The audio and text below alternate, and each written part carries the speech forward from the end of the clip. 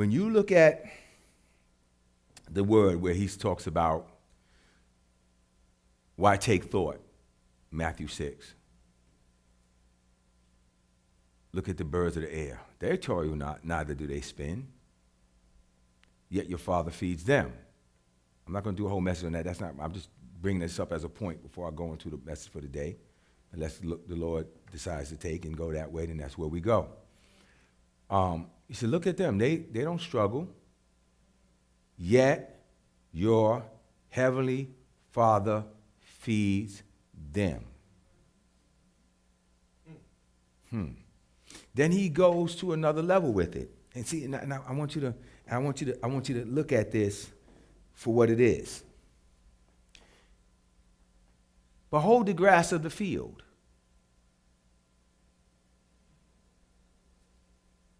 He goes on to Solomon, who was a very rich and wealthy man, and says, with all of his array, all of his beauty, he's not arrayed like this grass, with flowers and all these beautiful colors that are here today and going tomorrow. Now, I need you to I always have to make sure I broaden your eyes beyond the world you live in when I'm sharing with you.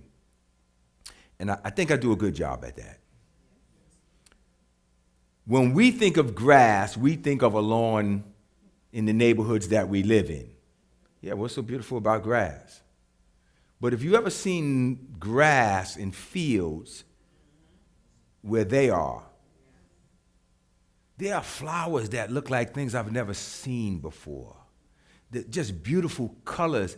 I remember the first time I saw fluorescent green and orange and all these colors in a fish tank.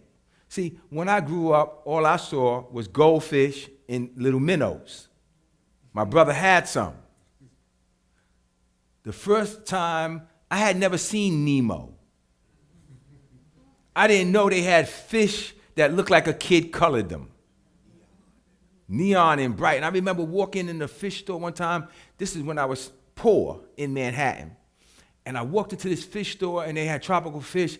And I walked up to the fish tank and I said, how did you get the fish this color? That's fluorescent green, that's neon. I remember them from the Blacklight posters days. Some of your young'uns don't remember. The older folk are laughing because we get it, right? And you had to put the purple light on there to see it. You go to a party with nothing on but the black light and this neon poster. And the lint all over your clothes showed, right? And I said, how did you get the fish like that? He said, no, that's the way the fish are. And I remember leaving there going, God, we didn't create anything. I thought man made up these colors. We didn't create anything. So back to the field. I've seen pictures of these fields. My goodness. Not just the flowers, but the types of them. So when he talked about the grass of the field, he wasn't talking about a lawn. He was talking about this field that was untouched by man, with all these beautiful colors that you can't even imagine, neon-looking flowers, these hues of purples. There's one flower they had like it ran the spectrum of purples from the light to the dark and back again, and just looked like it was three-dimensional. I mean, it's a flower, but it looked like three-dimensional beyond. It looked like it was like a silk glass. And I'm looking at this. So when Jesus said, behold, the flowers of the field, he didn't point to somebody's lawn. He was showing them this beauty that God created. And he said, Solomon, in all of his wealth and riches, don't look as beautiful as this. Yet these things get scorched and burned and cut down. Aren't you not much better than they? And what he was talking about even then was the flow. He was saying, look what God does when you keep your hands off of it.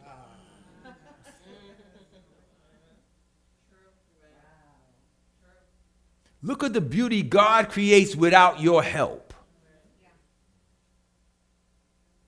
Somebody decided maybe just in this part of life, I don't know how it began, who came up with it, that a beautiful lawn had to be just green. Right. Somebody came up with that idea. It wasn't God. Because if you don't think I'm lying, leave it alone and watch what happens. All different kind of colors and things start popping up. Things that shouldn't even be there, but some bird flew by and it was on his wing and it fell on the ground and it started creating all over again. Look what I can do if you don't meddle with it. So as God begins to increase us, Deuteronomy 18, don't say in yourself it was I. Don't begin to figure out what you can do to help God in his process to make it better. Don't try to manipulate people with your mind or your conversation to flow in the way you think it should flow. But let God have his way with it. It turns out right. But here's the key. There's two sides to this key. Again, it's supposed to be about a message today, but I'm here, so I'm doing it. When I said you have to be in the flow, it means you have to be in the flow. So there's another side of that where the balance, if you're in your flesh, gets tricky. You want to hear about this? The part where you do have to do something. You do have to be involved. Well, I'm just waiting for the Lord to make a way. Okay, those people are not in the flow either. There's a conversation. There's a dialogue. There's something that has to happen between you and God that stirs you in a direction. You came to me to talk to me last week. I threw a proposition at you to shock you. But I bet you went home and thought all week, didn't you? That's what I do. Because it makes you now figure out where your flow is and where you really belong. That's what it is, right? God says, here's where I need you so you can flow. Yeah, but I'm trying to do this. I want to do this. I want to do that. Okay, well, sometime you have to find yourself in a stranded, abandoned place to figure it out. That's not God's desire. That's your interference.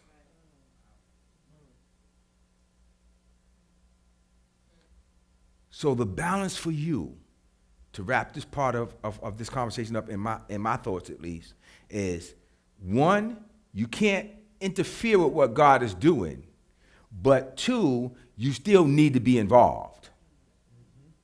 And being involved and interfering is two different things. And some people can't separate the two. I asked you to get involved, you try to take over. I didn't ask you to take over, I asked you to get involved. I asked you to help. Hello? Yeah. Well, you know what you could do to make it better? Okay, you have your own vision? Yeah, go do your own. But I'm asking you to help. You know, it's the funniest thing. Rhonda, you're probably going to be experiencing this a lot. People want to ask you, I want you to do it, and I just want you to lay it out and just do the best in it. And then they stand over your shoulders every step of the way. And what, could this go like this? Okay, so you want me to do it? Or you want me to do what you say? I'll take the money either way, but I need you to be very clear, and I need to be very clear. Are you doing it? And I'm just your hands? Or are you trusting my vision to do it? Start all your deals off like that, you'll be a lot happier. It's a very, very important point for people. People come to me, and they'll say, I need you to make this happen for me. Help me. And then they want to stand over me and tell me how to do it. You want me to help you? Or you want me to work for you? If you want me to work from you, that's a different fee. And it's a salary. And it's high. Because I know my worth. And I'm expensive. But I'll make you think about it. And you'll decide what you want to do. Got it? I know you got some things that I know. I can see the look on your face. I just shocked her world. She asked me to help out in her business. I won't go into any details. I said, I want 50%.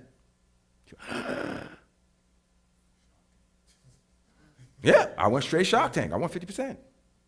She went 50%. That's what I want.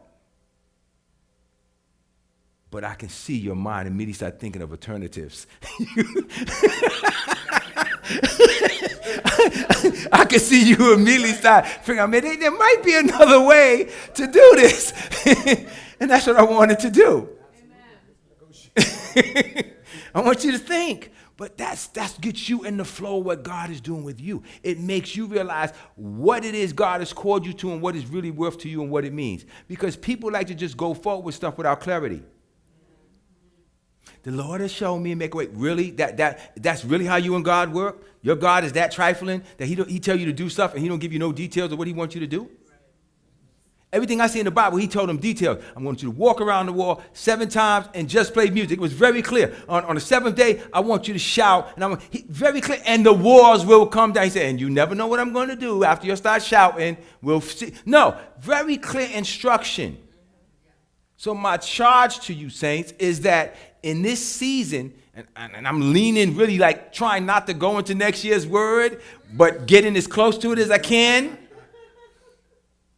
In this season, I want you guys to really be particular about what you hear. Stop roaming around hoping that you get lucky and stumble into the call of God for your life. I want you to be particular about what you're hearing. When you come to me, you should be able to come to me and say, I don't know the whole picture, but here's the part of the map that I have. Help me out if you can, but this is what I got so far, so this is what I'm doing now. Did that help somebody? No, I want to see a hand if it's you.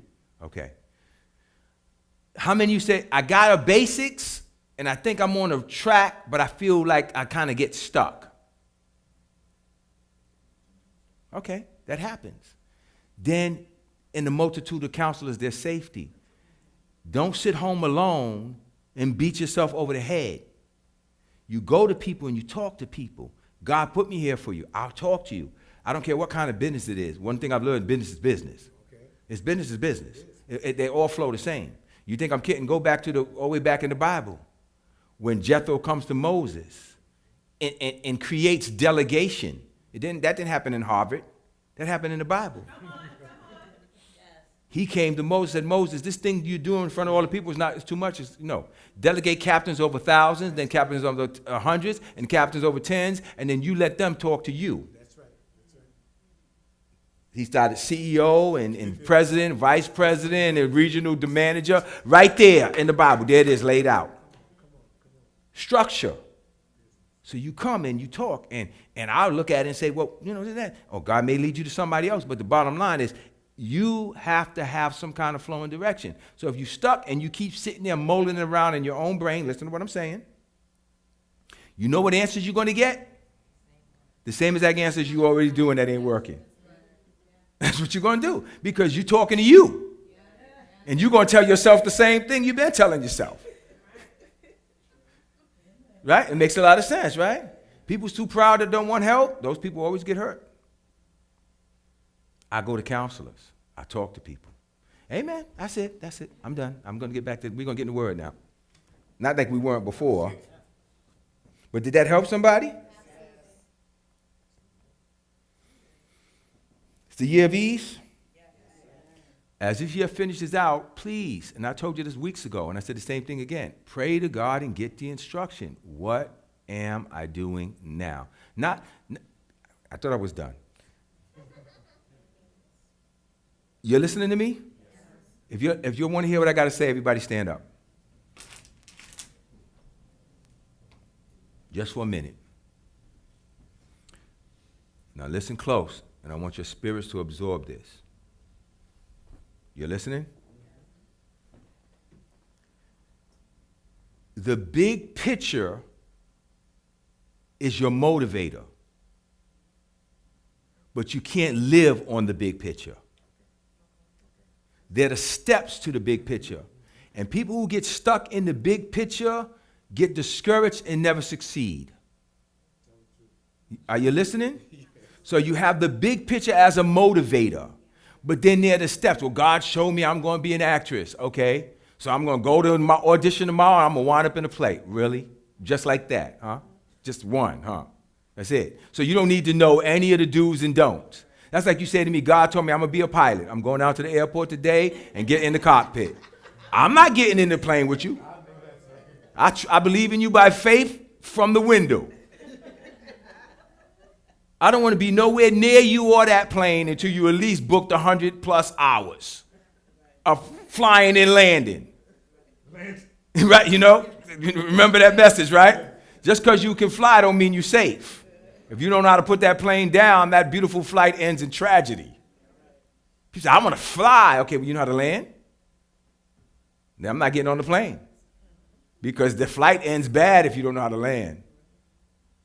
So, the big picture is a motivator. But the things you have to learn to get to that big picture and the things you have to accomplish to get there, those steps are important, and the church don't like that. And then they turn it into their steps, well, in God's time, and then they never accomplish anything. So everything I said to you about the flow is crucial and it's important. You hear what I'm saying? It's crucial and it's important. Every step of the flow is important. That you're in God's will, that you're listening, you're following instruction, you're not being distracted, and you're not letting your flesh take over. That's important. But the big picture is a motivator. You keep that on your refrigerator. But everything in between means something. If you're building a house, every piece of lumber and screw is important. Even though those are things that I don't want to hear about no screws and lumber. I just want a house. Well, you're not going to have a house without screws and lumber. Screws and lumber are beautiful. And the splinters and everything and the dust and all the stuff that sheetrock provides and all, you understand what I'm saying? Rhonda, remember what I looked like when I came out your basement that day? They told her it's going to cost $2,500 to fix this thing. I was like, I don't have that. I was like, it don't cost that much. I got the guy down there that was doing a different project. What was it, for $150 for the day? I snatched one of the guys off the crew and said, come with me. Went down the basement, cleaned the roof off, ripped down all the stuff and put the new stuff in that $150 a day. She's doing stuff done and got that done. And when I came upstairs, when she came in, I was black with soot from my head to my feet. Literally, I was blacker than Mike. Only thing that was white on me was, and the mask wasn't even white anymore, the dust mask. I was black. And she said, what happened to you? And I walked in the room and pointed up to the ceiling. But that was a flow. It had to be done. I had to get dirty. I had to get filthy and sooty. I had to. But to give you that roof, that ceiling that you needed, I was willing to get dirty. Not get hurt, not be wounded. God didn't have to break me before you could get a new roof. No, you understand what I'm saying? I was willing to do what I need. And it wasn't even for my roof. It was for her ceiling. You follow what I'm saying? To be a blessing. That's why God keep blessing me. I'm going to remind God of that soot. I'm claiming a harvest on that soot. But you understand what I'm saying? Stay focused. Stay on the path. But keep the big picture always in front of you as a motivator. But don't get so caught up of arriving that you miss all the steps that you need so that when you get to the arrival of what you got, you went through this, you couldn't keep it because you got there without getting the stuff you needed to keep you there. Got it? This time when you get there, you'll stay. You may be seated.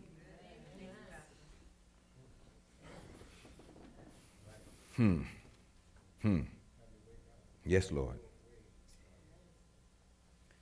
So doors are opening. God is moving. People are coming to me with great stories. I told Esther, I'm telling you. You're already successful if you got the right pictures. Now, I'm not telling some of you that specifically because you're not there yet. So I'm not going to lie to you just to make you feel good. Some of you just are not. You say, man, I think I'm ready. No, you're not. Not from what I know about success. No, you're not. And I may not have the Bill Gates picture, but I got the Bill Brown picture. Come on. And Bill Brown never got to work another day in his life, Amen. Nor his wife, and his kids if they don't want to. Amen. It is what it is. So I can tell you how to get there at least. Yes, sir. And then by the time you get there, I'll be at the next level because that's what I'm doing now. You people have a gift and an ability that a lot of people don't have and never will have. You'll have an opportunity, and we're blessed with an opportunity, and this might sound like self-soothing, but it really isn't, that God put you in this house. Mm-hmm. Yes. There's something very specific about this house. There's something very dynamic about this house. There's something, remember, Mike, we went to the whole thing, the word dynamic? Mm-hmm. The word dynamic, you remember the definition? I don't have the exact word.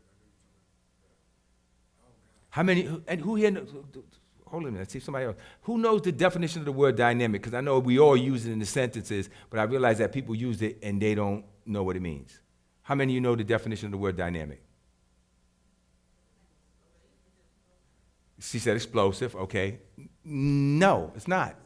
I know you hear so you think dynamite is in it. And that's what we say, oh, it's dynamic, it's dynamic. So we just use words a lot of times that we never looked into the meaning of. I like the meaning of words. Yes, sir. You're there. That's part of it. That's part of it. That's part of it. Yes. Dynamic is something. Now, people, I know this from being in the computer world. When you should know this: a static IP versus a dynamic IP. So most of you say, I don't know what that is. Yeah, but when you set up your routers, you do DHCP because you want it to be dynamic. And what you don't know is it changes. That IP address washes out, it flushes out, and it changes. Dynamic things that are dynamic constantly move, flow, and adjust and change. And church folk don't like that. They claim dynamics, but they want static. They want your IP address to be set to the same number forever and ever and ever. Those IP addresses are loaned to you by your internet service provider, and every 30 days they change. You don't see it because it's in the back end, but those numbers move around, they circulate, they change. So something dynamic moves, it flows, it grows, it breathes. I know I'm giving you a lesson in technology here. The nerd is coming out of me, but I like your place. Dad, what doesn't he know? I try to know everything about the ship and how it works. See, I'm not Captain Picard. I'm Captain Kirk. Captain Kirk knew every bad thing about that. He knew where the flux capacitors, I know that's Back to the Future, but he knew where everything was. You know, he knew how his ship worked. He could crawl up in the wormholes and whatever and fix everything. To me, if I'm going to be on this planet and walk with my God, I want to know everything about this vessel and how it works as much as I can know. Why? Because you'll come to me from all different walks of life and experiences. And I can't say, I'm sorry, I only can help people that tech people. I can't help the rest of you. No, I have to be able to help everybody. So I have to have a broad understanding of what I'm teaching. So if you're a people of dynamics, you're right. It's a flow, but it's a flow that keeps moving, and it keeps growing, and it keeps expanding. Its reach can go for something else. It could be this today, and then it'll be that tomorrow. But it adjusts to the circumstance to complete a task. And that's a dynamic process. It moves. If you learn something, just clap and say, yep, that was good. Good. It's powerful. It's good stuff. So, Lord, you're so good. James chapter 4.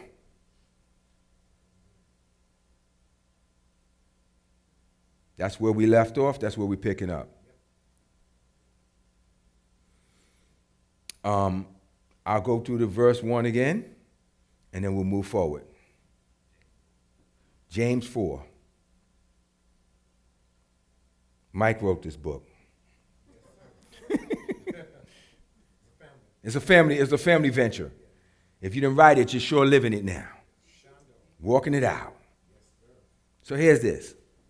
What causes fights amongst you? Don't they come from your desires that battle within you? You desire, but you do not have. You kill. You covet, but you cannot get what you want. You quarrel and fight, and you do not have because what? You don't ask God. I love this scripture. I won't stay on it long because we went over it last week, because that's where people go. And I remember I said to God, but I do ask you. You said I don't have because I don't have. Well, I don't have, and I do ask you. Anybody ever been there? Yes. Anybody feel like you're kind of there right now? Like, but I am asking. Yes. You ask God and you do not receive. So he said, okay, you ask, but you do not receive. Because you ask with wrong motives. That you may spend on your own pleasures, says a mist, right, in the King James, that you may spend on your own pleasures or consume your own lust. I don't like the word spend because the word spend is not the correct word. It's not about spending. And right away we think, see, you ask God for stuff, then you want money and then you want to spend it. No. He says the way you distribute or the way you purchase with what God gives you is with the wrong motive. Now, I'm not saying purchase as in buy, but you do things for people. A barter is a purchase. Did I lose anybody? Yes. Do you know what a barter is? Okay. Well, good. Well, who doesn't know what a barter is? Okay, well, good. I'm glad we have these conversations. I guess I'm old enough to know a couple of old school words like that, right? Barter is a deal you do with somebody where you say, you probably had to deal with people come to you and say, well, if you do my hair for me, then I'll handle your nails. So, like, I don't want to pay you. I want to work for your work. I don't want to give you money. But if you paint my house, I'll paint your house if you do my hair. Well, I can paint my own house if you just give me my money. I just hire somebody to paint my house. But in some situations, a barter transaction is a good transaction. And I need you to understand that back in biblical times, most transactions were barters. This person had fruit, you had cattle, and fruit and vegetables, you had cattle, and you give them some meat, and they'll give you some fruit, and it's just the way it worked. And then you had people in the market, and they had all kinds of breads, and then when currency came in, it changed, but initially it was a barter transaction. So go back to my statement here. He's saying the way you spend, the gift that God gives you,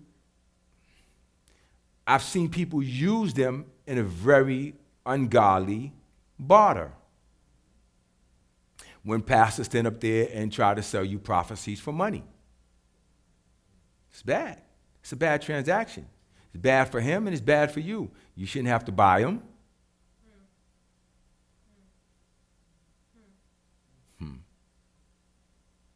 I'm just going to take a little meddling side journey for a minute. But I will say this. I've had pastors say, well, the prophets of old, the people always came with a gift. Yeah, he didn't ask for it, though. They came with it. And if it was understood and that was the understanding of the time, then so be it. But if I got to stand up here and preach to you that if you want to see the man of God bless you, in the Old Testament, they brought a gift, so you should bring a gift. That's not the same thing, and that's not the same principle, and it doesn't apply. That's not a gift, right. I'm asking you for it, it ain't a gift at all. So if I'm asking for in return for something, I can ask you for a gift, and you can say, yeah, okay, or no, I'm not going to do that. You ask me what you want for Christmas. I'll tell you specifically what I want. That's a gift. I'm asking for it. But if I say to you, no, you do this and I'll do that, I'll give you something you want, it's no longer a gift. It's a transaction. So he said, you spend it for the wrong reasons. Your motives are wrong because you spend it on your own pleasures or on things that soothe your flesh. On things that soothe your flesh. I'm not listening to what I just said.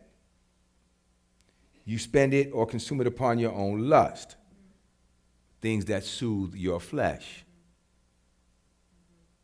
Yeah, I'm sticking there for a reason because it's a point I want to make sure I make. So, I like to dance around this nice and slow to make sure I have everybody drawn in. That you may consume it upon your own lust. When you do things for your own lust, it's for what reason? You just said what I said. Give me your own understanding. When you do things to consume on your own lust, it's for what reason? Feel good, feel happy, to give you a moment's cessation from problems in the world, to make yourself believe you got the victory even when you don't. You ever see people like that? They'll keep doing the stupidest things that keep going wrong for them, but they'll keep doing it, and they think they're getting over on you, and everybody knows who they are and what they're up to, but they still keep going. And it's like everybody's going like, does everybody see except you that you're not fooling anybody?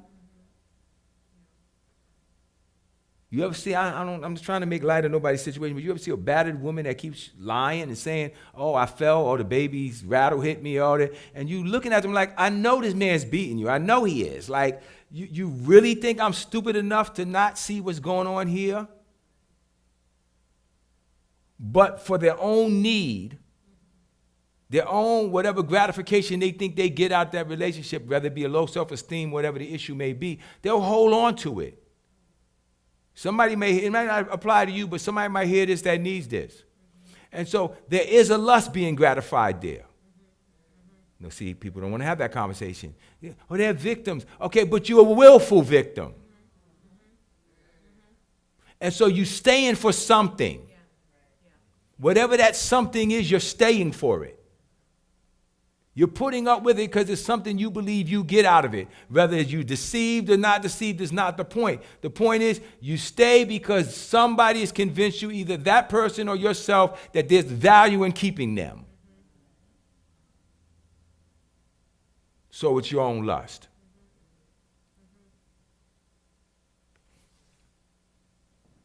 People stay in situations that are ungodly situations because they feel they benefit from it. It doesn't have to be extreme as the thing I just gave. You consume it upon your lust. You ask God for things he doesn't give it to you because he knows the reason you want them don't fulfill the purpose he's called for you, but a temporary satisfaction that you feel within yourself.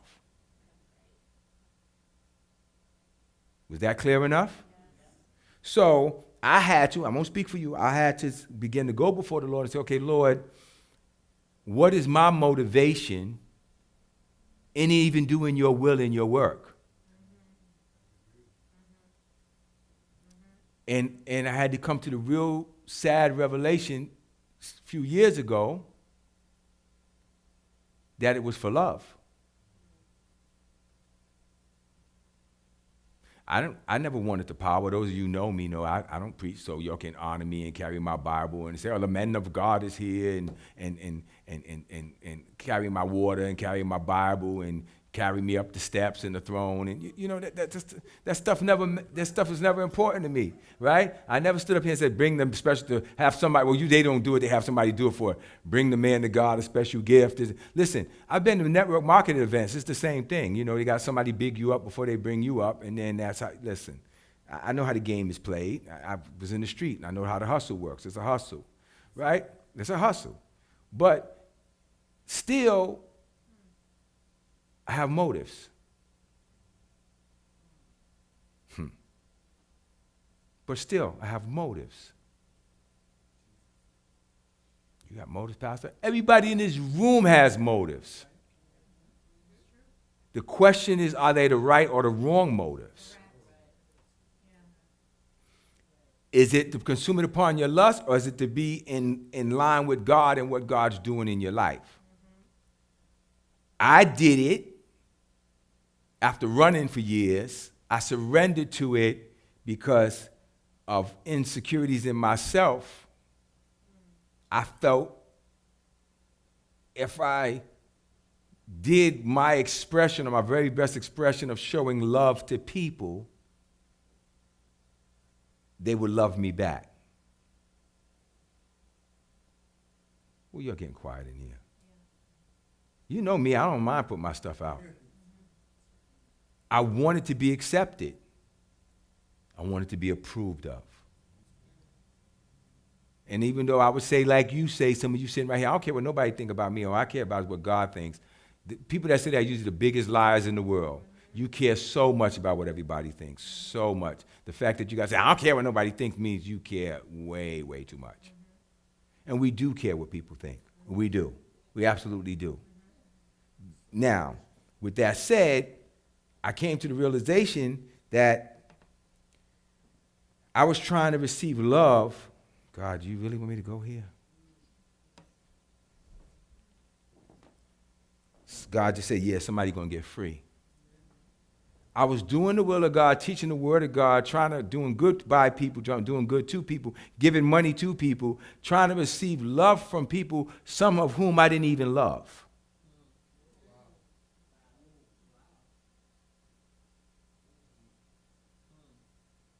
How many people you want to like you and you don't even like them?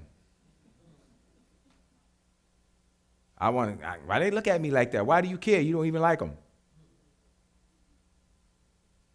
Am I telling the truth? Yes, you are. We're trying to get love from people we don't even love. And God had to show me that's the wrong motivation. You don't like that person like that. No, so why do you care? Somebody came to me and said, this person said this about you. It's like, so I feel the same way about them, so it's all good. Why do you care? Because that need to have somebody approve of me was so important to me. And to God, it was the wrong motivation.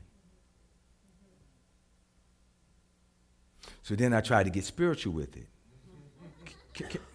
Can I have this conversation? Okay, God, well then, you know what? It's not about me. It's about your love for the people. I'm doing it because of your love for the people.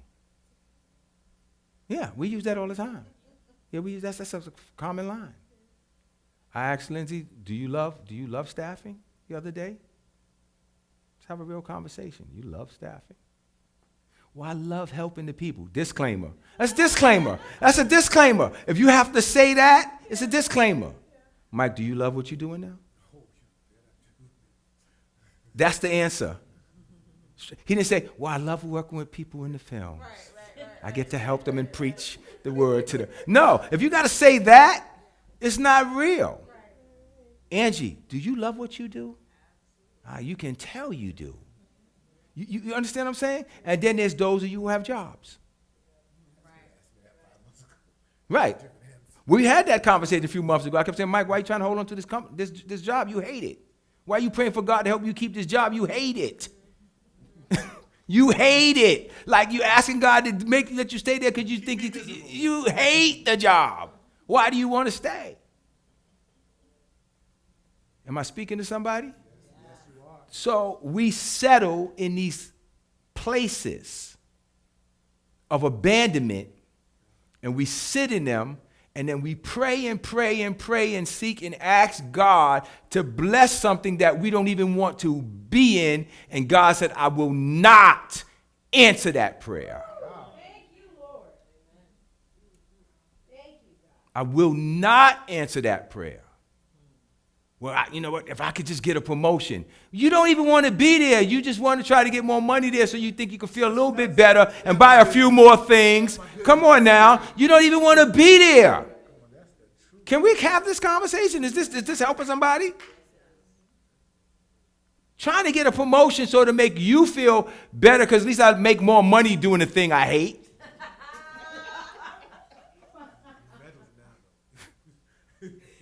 It's real stuff. That you may consume it upon your own lust. Got it? Yes. It's not God's destination for me. It's the place I'm trying to make peace with because I hate my life. Not me. I'm talking about people who do that. I used to hate my life. I used to wake up every day wishing that it would be the last day. You must have been going through depression. I was not depressed at all. I just wasn't satisfied with my life. I didn't know what I was doing it for. I didn't want to be a pastor. I felt like I was thrust into that. So I was doing a sentence. I ran for 9 years, and I didn't like the outcome of that. So then I accepted the calling under duress.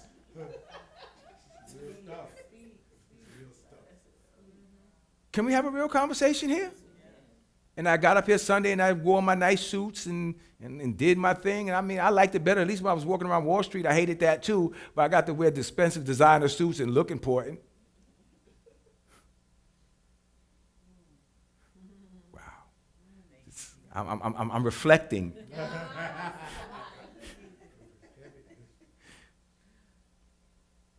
When it finally hit me, I want to use you to change lives.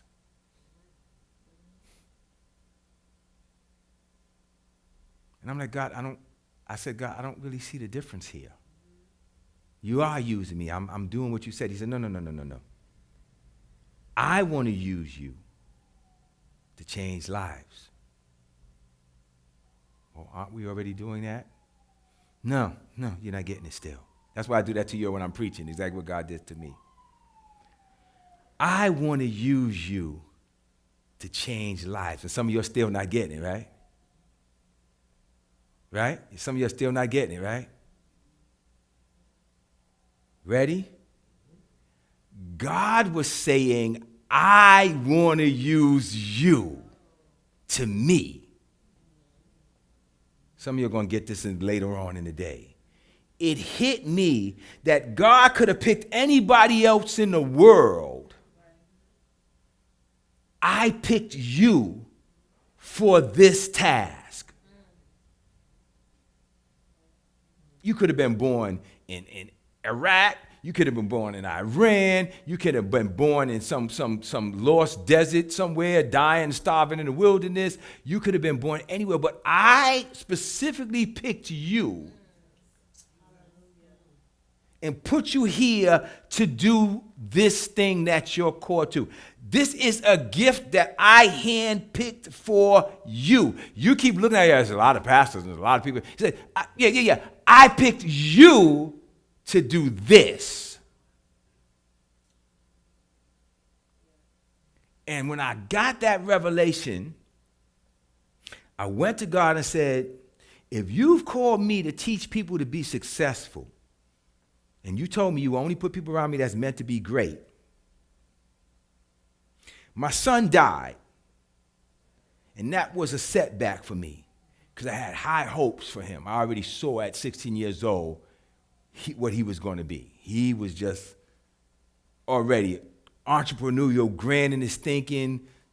When he was 16, now you got to understand this. We're talking about back in 99, 98, 99. You got to think about this. Internet wasn't that big yet. Google wasn't even a thing yet. If it was just starting. No, Google didn't exist yet. It was still Yahoo and Ultra Vista and stuff like that. Right? Remember, right? Him and Greg, who you know, White Greg, had created a website that they had made for their Dragon Ball Z fan thing that had more views than any website in Pennsylvania. People were talking about these kids like they were gods. And this was my son's creation at 16 years old. Everything he did, and he kept saying, no, when we're going to get this company started, and I want you to come in, and you're going to be my partner, and you're going to be the CEO, and I'm going to be the CEO, and you're going to be this, and we're going to work together, and he always, it's like whatever business idea he came up with, we're going to do this thing. Markel was more like my wife. He was laid back. I sit home and play video games with them. I'm not trying to be involved with nothing. I barely want to go to school. Just leave me alone. So I'm going, okay, the one that I thought was going to do the great things with me is now gone. So a part of me died with that. See, there's a conversation people don't like to have. It's too personal. You know, December 8th was the anniversary of me losing him. November 30th was his birthday. So that's always a real touchy emotional season. Not like it used to be. I used to break down and fall apart every year around that time, those who've been around. But just the reflection of it, you know. And this year, for the first time, just moving off, my son, Markel, texted me and said, how you doing today? And I went, wow, he's a man. And I just texted his brother's name with a question mark. He said, yeah, I just want to check on you. I know this is a time. So right away, my mind said, well, what are you going through too? So of course, I called him and we talked about him and we reminisced over things past. But I digress. I just wanted to bring that up as a point. And I remember thinking, okay, well, God, if you chose me specifically to make this impactful difference, that from where I was sitting, I didn't know if I was making it or not. That's why I get so excited about you when you have these successes. You don't understand when I'm saying, oh, I'm so proud and all that. You think I'm just saying that. No, that means so much to me. You know, this is what I do this for. This ain't the cash cow. You follow what I'm saying? If God told me I called you to a lentil patch and you're my lentil patch, then you should grow and flourish and be a nice lentil patch and come back with a big full supply of your own success. I don't say to you now, when you make it, make sure you don't forget me. As long as you know me, you never heard me say that. Remember me, forget me. Don't make me no difference. I'm doing what God called me to do. I know who's going to remember me. I don't want your little remembrance. That's nice if you do, but if you don't, so what? I know where my harvest comes from. I'm real comfortable with that. Yeah, I do. God said, yeah, you do. I said, yes, I do. That's right. Okay, I'm real good with that. But here's the key. I said, God, if I'm to accept that, and I said, my heart bears witness, but I'm still having a little problem with that. If this is the truth for me to be truth to me, you know where I'm going, right? That covenant exchange. I'm about to say, okay, and then if it's this, then I need that. That's what I said. You with me? You with me? Who want to hear the rest of the story here? I said, Lord, if this is the truth, I want to see my son have all the promise and zeal in him that I saw in the other son.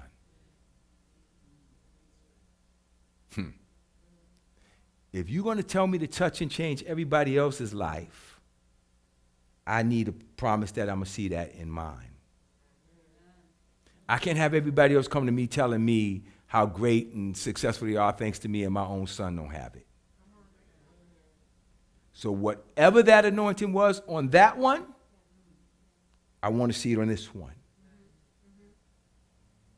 Do I need to go any further? Not only has he done it, he's done it exponentially. He's been at that company, what, 2.5 months? He pulled me aside last night and said, I've already made the company $1.2 million in business. His swag is off the chain. I don't have to tell you that all the time. He doesn't think about failure. His mind doesn't even know what that means. I raised a man. Yes. And that's important to me. It may not be a big deal to other people. Maybe other people may be envious. I don't care less.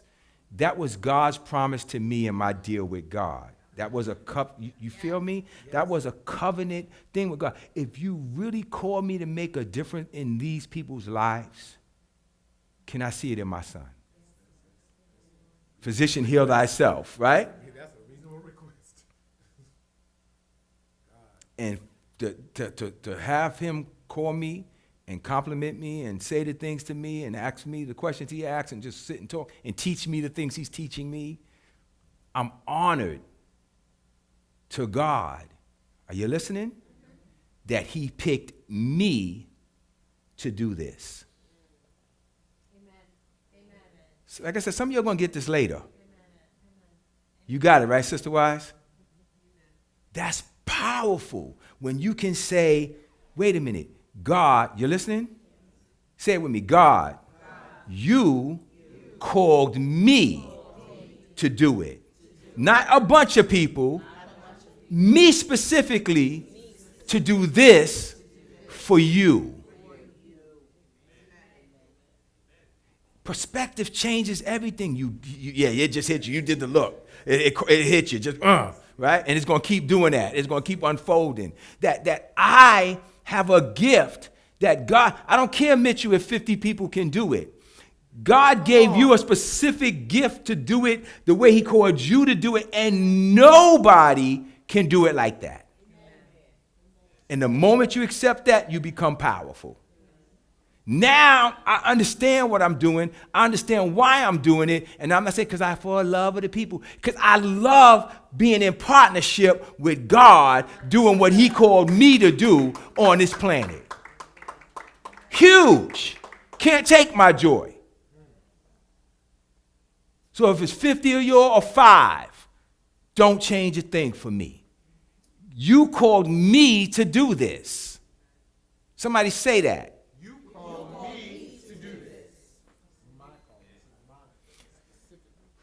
Now, if you're not doing it, we got another situation.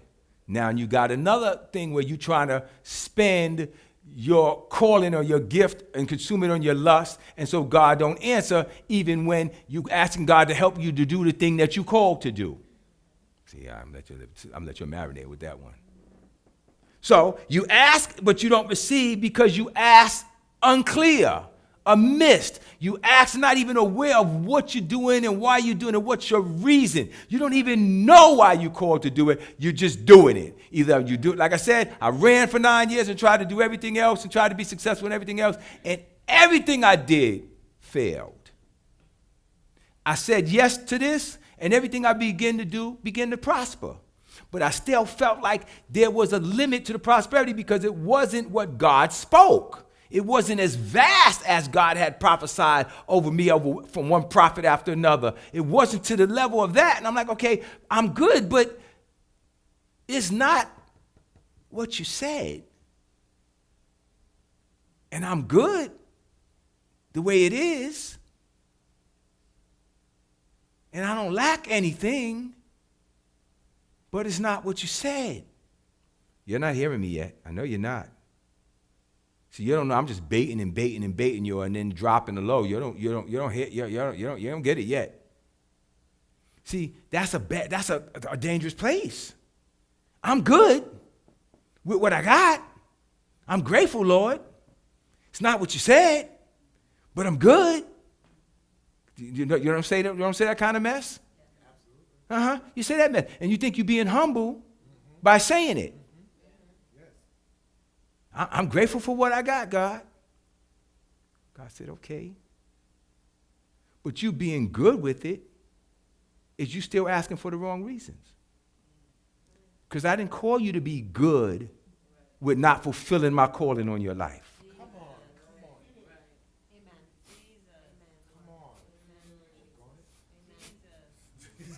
Come on. I didn't call you to be good with mediocrity.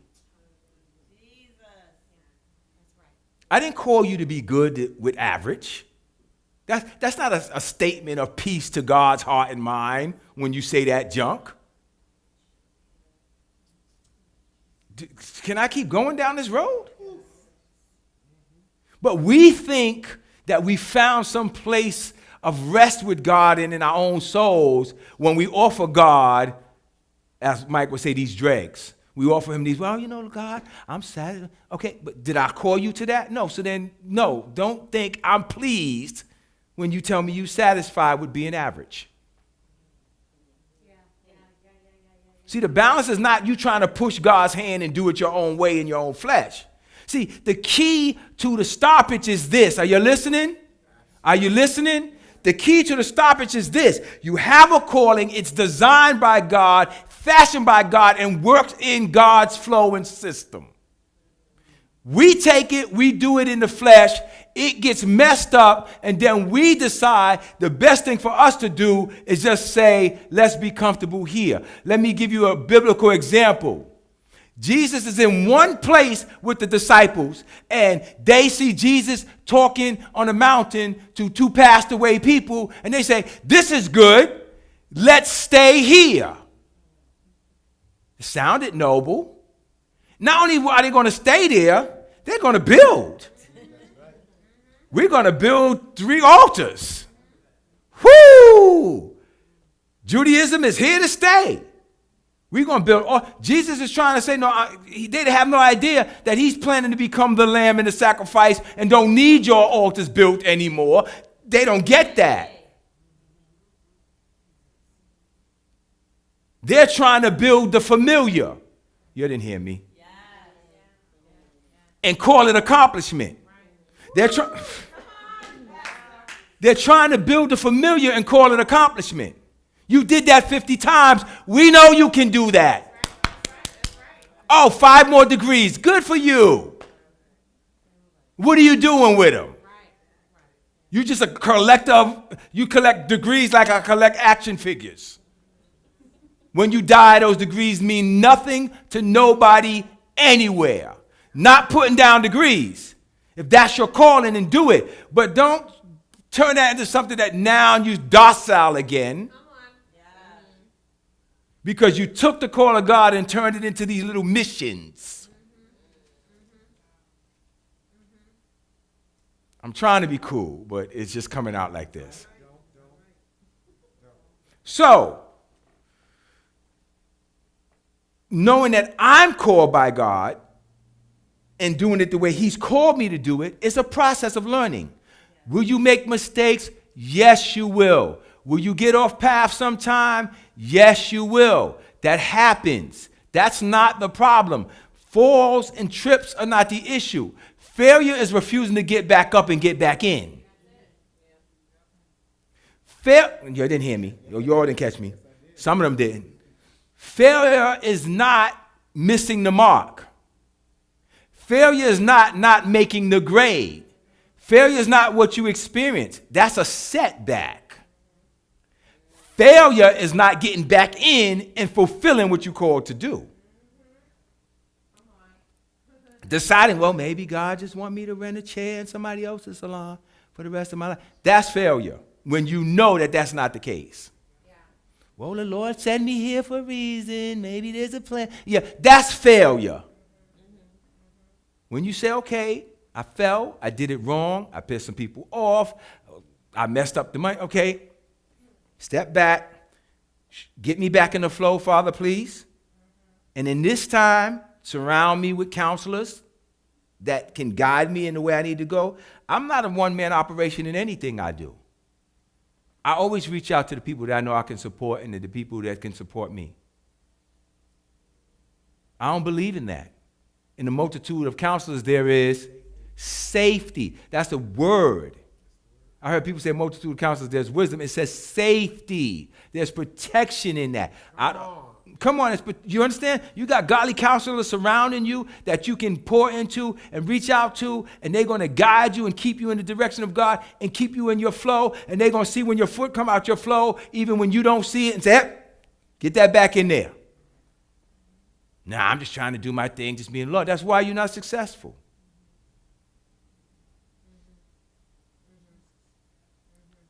Why do you want to do it alone?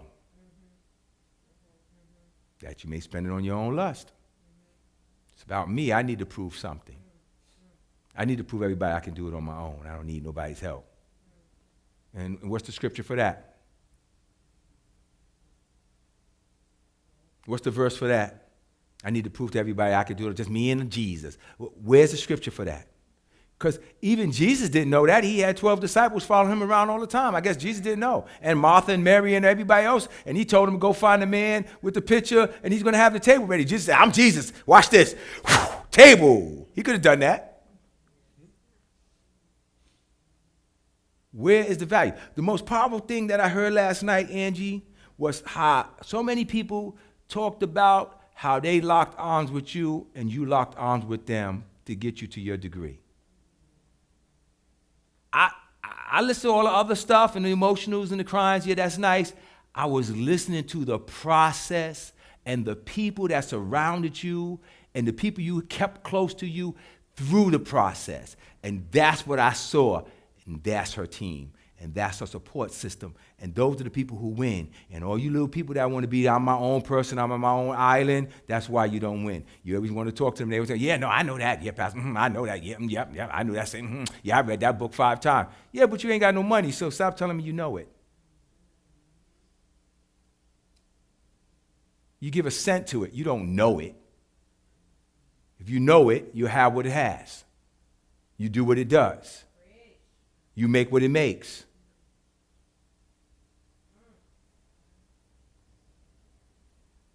Side journey again, but still part of the story. I called my son the other night to say, okay, listen, my portfolio, you ready to take it over? Like, you ready to do this thing? You know what he said? You don't need my help, you good. When I get to another level there and I'm ready to, I'll let you know, but for now, no, you good. You know how great that felt? He's like, no, you good. I'm helping other people. You straight. You set us all up and you good. I still don't know what I did. I have no idea. I'm just to tell you the honest truth. Me and him had that conversation. What did you do? How did you do this? I don't know. I just listened to God. I got in the flow of something that I didn't even know I was in the flow in, so I couldn't mess it up.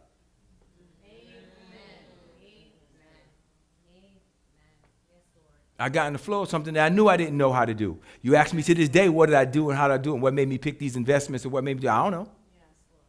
Other than I just felt my spirit to do, and I did it. Some of them worked, some didn't, but the ones that did worked real good. I don't know what I did.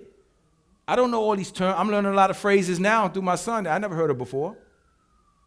I didn't know about swipe trades and pips and all this stuff. I didn't know all that. I'm learning all this stuff now. I'm gonna have to go online and look up videos to see what he's talking about, because I don't know what he's talking about. I was like, oh, that's what I was doing when I did that? Oh, I didn't know that's what it's called? Listen to me.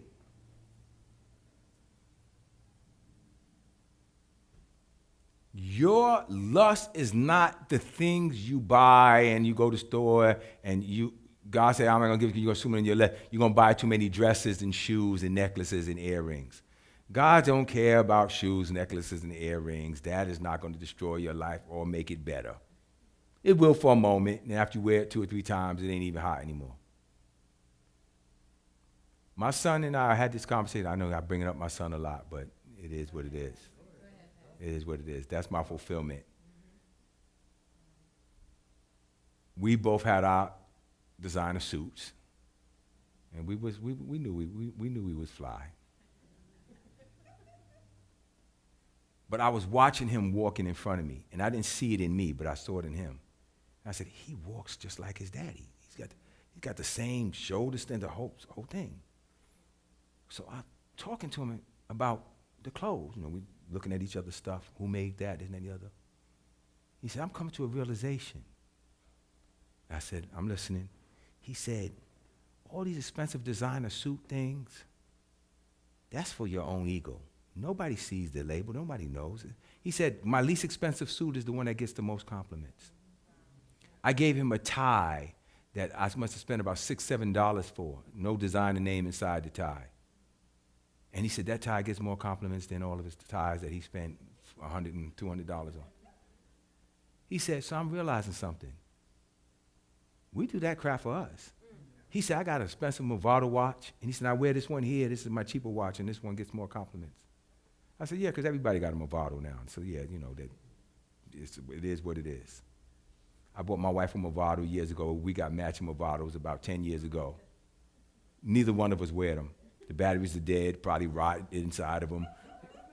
You remember our matching Movados? Well, we thought we was hot for a couple of months, and then we realized we don't like watches.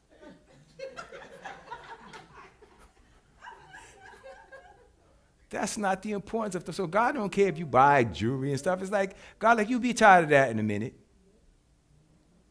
It's the emotional lust that you spend stuff on. It's the emotional lack that you keep trying to fill with things other than God's spirit. It's the things we do for approval. It's the things we do for love. It's the things we do for acceptance. It's the things we do for whatever that's not for God.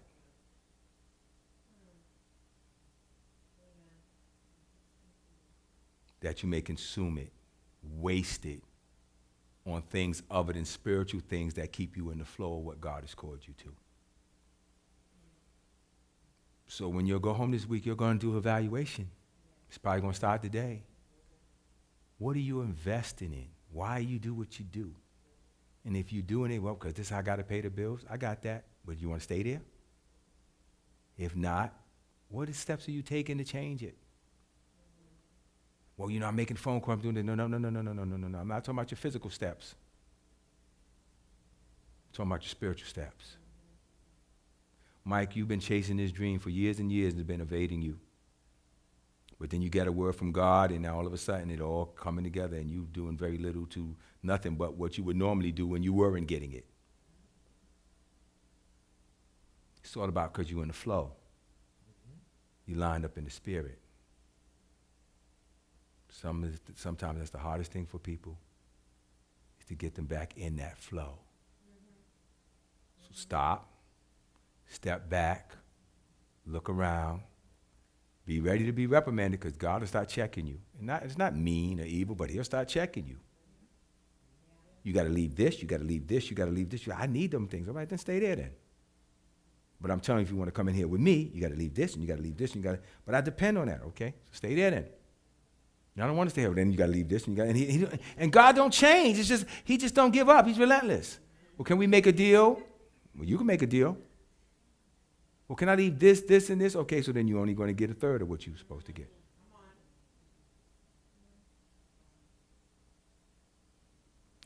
Am I the only one who's going through that? No. So, okay, so you only want a third of it then. Well, it's just hard for me to do. Okay, so then it's going to be hard for you then. It's hard for you to surrender. It's going to be hard for you to achieve. That's your call. Yeah. I'm not being insensitive. I know it could be tough sometimes. Yeah, I get it. Yeah, whatever. I decided it was tougher for me to be outside of the things of God than it was for me to have to make adjustments and feel some physical, emotional pain. That's the toughest thing in the world for me now, is feeling like that I'm not in the complete flow of the things of God in my life.